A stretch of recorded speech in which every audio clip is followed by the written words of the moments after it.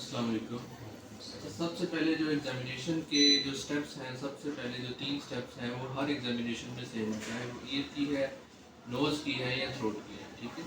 उसमें introduction, consent और exposure आता है, ठीक है। इंट्रोडक्शन में कैसे होगा कि मैं बोलूँगा अस्सलाम वालेकुम, मेरा नाम डॉक्टर अब्दुल्ला है, आपके नाक कान गले का मुआयना करूँगा। दौरान मुआयना कोई मसला नहीं होगा, अगर फिर भी कोई मसला होता है तो आपने मुझे बता देना है। ये इंट्रोडक्शन होगा। कॉन्सेंट में क्या, मैं आपसे इजाज़त ले लूँगा, इजाज़त है, आप मुआयने की इजाज़त देते हैं, ठीक है। कॉन्सेंट हो गया। एक्सपोजर में क्या होगा, अगर इन्होंने ऐनकें पहनी हुई हैं तो ऐनक उतरवा लूँगा, अगर मास्क पहना है मास्क उतरवा लूँगा, ये उतार दें आप, क्योंकि हमने नेक की एग्जामिनेशन भी साथ ही नेक नोट्स की करनी होती है, इस वजह से। अच्छा, इंट्रोडक्शन, कॉन्सेंट, एक्सपोजर हो गया। अब पोजीशन की बात आ जाती है, पोजीशन कैसे बनाएंगे पेशेंट की। समझ लें कि एग्जामिनर ने मुझे बोला है कि एग्जामिन हिज लेफ्ट ईयर, तो मैं क्या करूँगा कि दोनों घुटने जोड़े और उस साइड पर अपनी दाएं जानिब मूव करें। तो इस तरह मेरे सामने ये राइट ईयर आ गया, लेफ्ट ईयर आ गया, सॉरी। तो लेफ्ट ईयर की एग्जामिनेशन में सबसे पहले जो स्टेप है वो है, क्या होता है, इंस्पेक्शन होता है। इंस्पेक्शन में मैंने बाहर को देख लिया, कोई स्कार मार्क वगैरह इस तरह की कोई चीज़ तो नहीं है, ठीक है, या फिर कोई ऐसी डिफॉर्मिटी तो नहीं है ऑरिकल की, तो वो हम आपको बाद में डिटेल में बताएंगे कि क्या क्या डिफॉर्मिटीज़ हो सकती हैं। स्कार मार्क सर्जरी का हो सकता है या वैसे कोई स्कार मार्क ट्रॉमा का हो सकता है, ठीक है।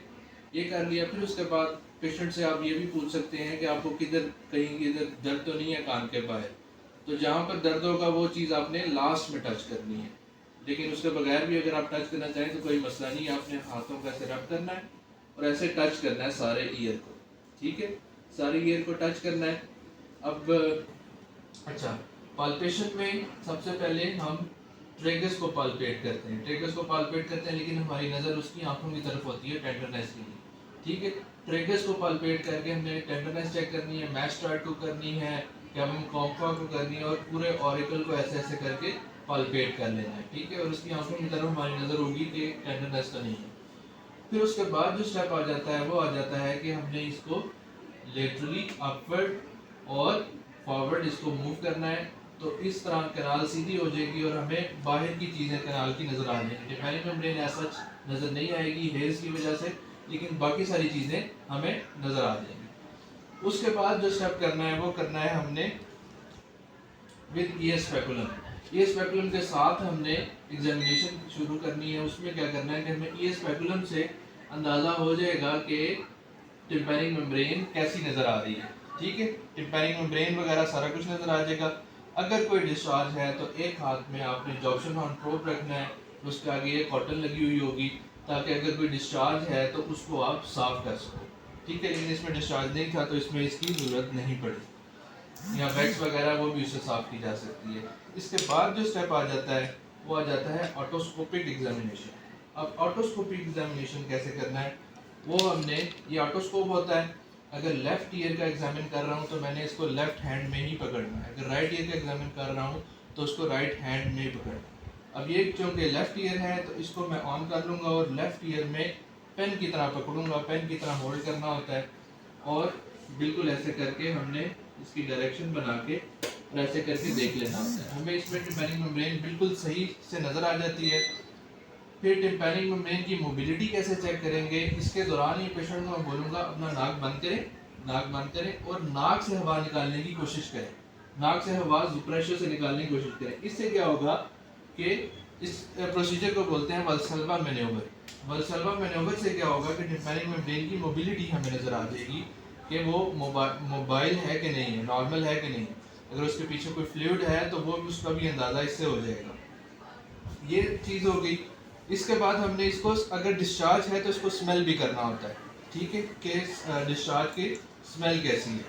स्मेल करने के बाद फिर हम चले जाते हैं विस्पर टेस्ट की तरफ। विस्पर टेस्ट से पहले मैं एग्जामिनर से पूछ लूँगा, sir I would like to examine the other ear as well, तो पूछेगा क्यों, हमने कंपैरिजन करना होता है दूसरे ईयर के साथ। अच्छा, विस्पर टेस्ट फिर हम कैसे करेंगे, अगर वो इजाज़त नहीं देता तो मैं इसी कान पे रहता हूँ। और फिर विस्पर टेस्ट कैसे करता हूँ, विस्पर टेस्ट के लिए 1 आर्म लेंथ हमने इतना डिस्टेंस रखना होता है और दूसरे कान के ऊपर हमने ट्रैगस को रब करना होता है ताकि मास्किंग इफेक्ट आए। मास्किंग इफेक्ट के बाद पेशेंट को आपने ये बोलना है कि जो मैं बोलूँगा आपने मेरे पीछे दोहराना है, ठीक है। 1 2 3, 1 2 3, 5 6 7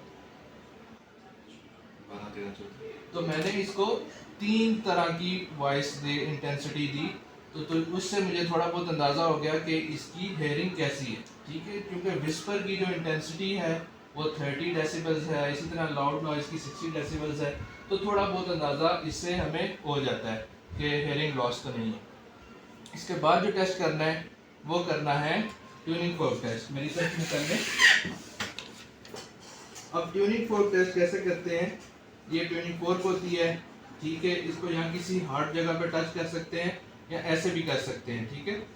अच्छा, अब पेशेंट से मैं बोलूँगा कि ये आला मैं आपके कान के आगे और पीछे रखूँगा, आपने मुझे बताना है कौन सी आवाज़ आपको बेहतर सुनाई दे रही है, ठीक है। आवाज़ आ रही है, आवाज़ आ रही है, कौन सी बेहतर थी, आगे वाली या पीछे वाली? आगे वाली, ठीक है। इसी तरह आपने दूसरे कान को करना है। अब इसकी होल्डिंग आप चेक करें, ऑटोस्कोप की होल्डिंग और इसकी होल्डिंग डिफरेंट थी। ऑटोस्कोप का जो लेफ्ट ईयर था उसको मैंने लेफ्ट हैंड से ही पकड़ा था, इसमें जो लेफ्ट ईयर है मैंने राइट हैंड से पकड़ा था, ठीक है। इसमें अपोजिट हैंड से पकड़ना होता है। अब इसी तरह मैंने दूसरे कान की तरफ किया, आवाज़ आ रही है, आवाज़ आ रही है, कौन सी बेहतर थी, आगे वाली या पीछे वाली? आगे वाली। तो इसका मतलब air conduction is better than bone conduction. इसी तरह हम वेबल्स टेस्ट करेंगे। वेबल्स टेस्ट कैसे करते हैं कि पेशेंट को बोलते हैं कि आला मैं आपके सर के दरमियान में रखूंगा, तो आपने मुझे बताना है कौन से कान की तरफ आपको आवाज़ आ रही है, या किसी कान की तरफ आ रही होगी या आपको सेंटर में महसूस हो रही होगी। तो आपने मुझे बताना है कि सेंटर में महसूस हो रही है, दरमियान में महसूस हो रही है, या किसी कान की तरफ जा रही है, सेंटर में। तो इसका मतलब वेबल टेस्ट सेंट्रलाइज्ड है, नॉर्मल है। एक और टेस्ट जो हम इसमें ऐड ऑन करते हैं उसको बोलते हैं absolute bone conduction test. Absolute bone conduction test कैसे होता है कि मैं ये ट्यूनिंग फोर्क स्ट्राइक करता हूँ और मैं स्टार्ट पर रखता हूँ और इसकी कनाल भी साथ बंद करता हूँ, ठीक है। ट्रिगर से मैंने कनाल बंद कर दी और पेशेंट को मैंने बोला है कि जब ये आवाज़ आना बंद हो मुझे बता दे, ठीक है। जैसे ही वो मुझे बताएगा कि आवाज़ आना बंद होगी, मैं फिर अपने कान का भी ट्रिगर से बंद करके ऐसे रख दूँगा। और अगर मुझे आवाज़ नहीं आ रही तो इसका मतलब वो नॉर्मल है, और अगर मुझे भी आवाज़ आ रही है तो इसका मतलब रिड्यूस था absolute bone conduction, sensory neural hearing loss है, ठीक है। तो इसमें एक चीज़ तो ये है कि या नॉर्मल हो सकता है या कंडक्टिव हेयरिंग लॉस, दोनों तरीकों में यही होगा कि वो मुझे सुनाई दे रहा होगा और इसको नहीं सुनाई दे रहा होगा। अच्छा, एब्सोल्यूट बोन कंडक्शन टेस्ट जो है अगर रिड्यूस्ड है तो सेंसरी न्यूरल हेयरिंग लॉस है, और अगर सेम एज एग्जामिनर है तो वो नॉर्मल भी हो सकता है, वो कंडक्टिव हेयरिंग लॉस भी हो सकता है। दूसरी बात ये है कि इसमें एग्जामिनर का भी नॉर्मल होना ज़रूरी है, ठीक है।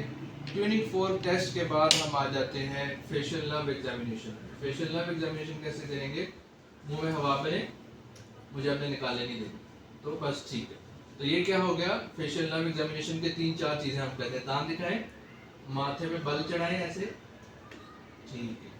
तो ये आंखें जोर से बंद करें, मुझे खोलने नहीं देनी आप।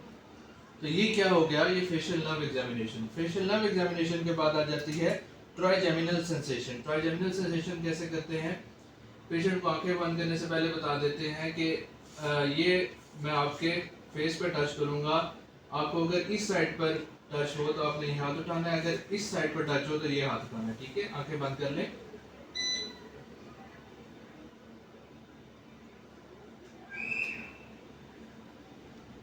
तो ये इस तरह हमने तीनों उसकी ब्रांचेस चेक कर ली। इसके बाद ट्राइजेमिनल के बाद आ जाता है कॉर्नियल रिफ्लेक्स। कॉर्नियल रिफ्लेक्स ऐसे चेक करते हैं कि पेशेंट को बोलते हैं कि मेरी इस उंगली की तरफ देखो, इस उंगली की तरफ, और जैसे ही मैं इसको टच करूंगा तो इसका ब्लिंक रिफ्लेक्स आएगा। ब्लिंक रिफ्लेक्स से क्या होगा कि कॉर्नियल रिफ्लेक्स इंटैक्ट है, ठीक है। कॉर्नियल रिफ्लेक्स हो गया, ट्राइजेमिनल होगी। अब आ जाती है ocular examination. Ocular extraocular muscle की एग्जामिनेशन, मूवमेंट चेक करते हैं, एक्स्ट्राक्यूलर मूवमेंट चेक करते हैं। वो कैसे करते हैं, मेरी उंगली की तरफ देखें और ऐसे एज बनाते हैं, ठीक है। ऐसे एज बनाते हैं तो एक्स्ट्राक्यूलर मूवमेंट चेक हो जाती है। फिर निस्टेगमस चेक करना होता है। निस्टेगमस कैसे चेक करते हैं, इस उंगली की तरफ देखें, अब एकदम से मेरी इस उंगली की तरफ देखें, फिर एकदम से इस उंगली की तरफ देखें। एक तरीका ये होता है। एक निस्टेगमस चेक करने का तरीका ये भी होता है, मेरी इस उंगली की तरफ फोकस रखें, फोकस रखें और थोड़ा थोड़ा सा ऐसे मिला देते हैं। ये भी निस्टेगमस चेक करने का तरीका। तो फिस्टुला टेस्ट कैसे करते हैं, फिस्टुला टेस्ट ऐसे करते हैं कि मेरे माथे की तरफ देखें और इसको मैं जोर जोर से ऐसे ट्रेगस को बंद करूंगा और खोलूंगा, तो अगर फिस्टूला पॉजिटिव हुआ तो इसको निस्टेगमस होगा, आंखें इसकी ऐसे मूव करना शुरू हो जाएंगी निस्टेगमस की तरह। और दूसरा ये होगा कि इसको चक्कर आना शुरू हो जाएंगे, वर्टाइगो होगा, ठीक है। तो फिस्टूला टेस्ट ऐसे करते हैं। तो अब आप लोगों को बाद में मैं बताऊंगा फिस्टूला टेस्ट पॉजिटिव किन बंदों में होता है, फॉल्स पॉजिटिव किन में होता है और फॉल्स नेगेटिव किन में होता है। अच्छा, नॉर्मली ये नेगेटिव ही होता है, ठीक है। फिस्टूला टेस्ट के बाद आ जाता है, अब कॉर्नियल रिफ्लेक्स भी हमने कर लिया, और अब आ जाता है हम अब कर लेते हैं cerebral test. Cerebral function test में क्या होगा कि हम डिसडाइडोकोकाइनेसिया करवा लेंगे, पेशेंट को बोलेंगे ऐसे ऐसे तेज करे, दूसरी से ऐसे ऐसे तेज करो। तो ये डिसडाइडोकोकाइनेसिया, फिंगर नोट टेस्ट, मेरी उंगली को टच करें और अपने नाक को टच करें, मेरी उंगली को टच करें, अपने नाक को टच करें। तो ये सेरेब्रल फंक्शन टेस्ट कुछ हो गई। फिर उसके बाद हम एंटीरियर राइनोस्कोपी कर लेते हैं। एंटीरियर राइनोस्कोपी भी ईयर के एग्जामिनेशन का हिस्सा है, ठीक है।